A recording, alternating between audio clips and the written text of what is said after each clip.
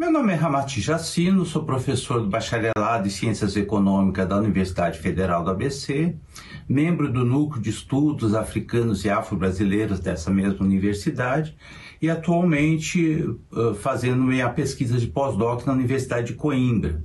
Queria agradecer o convite da TVT na pessoa do Paulo Salvador, saudar esse grande, extraordinário, comprometido jornalista que é o Juca Kfouri e fazer a minha pergunta para a colega, para a professora Lilia Schwartz, que é uma pessoa que tem sido a referência na discussão da questão racial. Professora Lilia, o seu livro, O Espetáculo das Raças, que virou um clássico, ele demonstra a construção da ideologia racista no Brasil, ideologia essa que foi materializada em ações das oligarquias, daqueles com grande poder econômico e do seu Estado, do Estado que serve essas oligarquias.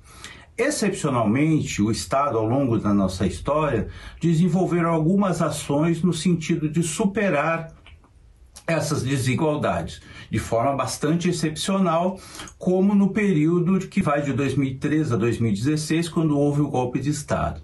Dentre essas políticas, essas poucas políticas que foram desenvolvidas pelo Estado brasileiro, quais aquelas que você considera as mais relevantes e as mais importantes? Bom, professor Ramati Jacino, muito obrigada pela excelente questão, muito obrigada pelas suas palavras. Quais seriam as políticas que eu considero mais relevantes? Uma delas é a política de cotas. E eu posso dizer isso com grande tranquilidade, porque a princípio eu não lutava pelas políticas de cotas e hoje sou totalmente favorável. Eu penso que políticas de cotas são políticas que destroem uma grande... depois do mito da democracia racial, o segundo mito que foi criado foi o mito da universalidade, ou seja, dos princípios universais. Princípios universais valeriam para sociedades universais, o que não é o caso da sociedade brasileira. Eu diria que não é o caso de nenhuma sociedade, mas a sociedade brasileira, que é tão marcada pela desigualdade e pela intersecção entre a questão econômica, a questão de gênero e a questão racial, marcadores que se interseccionam, marcadores sociais que se interseccionam, nessa sociedade, então, falar em universalismos é construir um segundo mito. Portanto, as políticas de cotas que visam desigualar para depois igualar, que são políticas provisórias, né, na sua construção, na sua ideia, foram e são fundamentais para o Brasil. Nesse ano de 2022, que é um ano de muitas datas, uma das datas que nós não podemos esquecer é que são 10 anos de políticas de cotas e que esses 10 anos serão avaliados pelo nosso Congresso. Eu dou aula numa universidade pública, como o senhor. E eu pude ver nesses 10 anos como a universidade brasileira, a que eu acompanho, se alterou.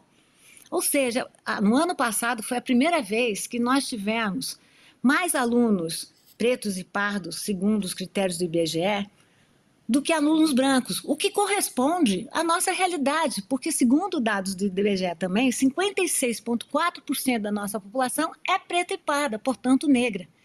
Mas eu defendo não só por uma questão quantitativa, eu defendo por uma questão, ou melhor, não é só quantitativa, eu não defendo só pela ideia da reparação, que não é uma ideia filosófica, tem que ser uma ideia prática, como diz a Coligação por Direitos Negros, né? Ou seja, a prática é o critério da verdade.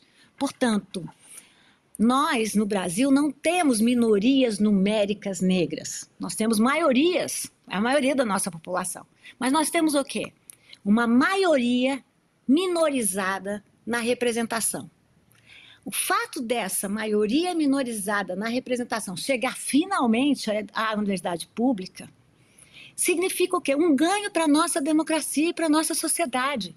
O meu curso sobre história do pensamento brasileiro mudou muito e para melhor por conta dos alunos negros e indígenas.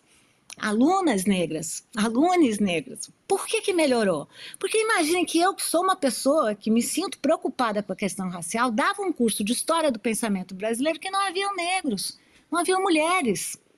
Como é que a gente pode dar um curso sem dar Abdias Nascimento, Lélia Gonzalez, Lima Barreto, que eu estudo.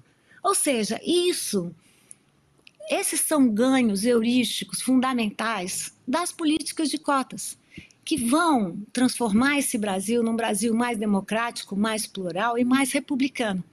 Então, citei só um caso, poderia citar outros, né, na área da saúde, né, da área das ciências, mas deixo isso para uma conversa mais para frente.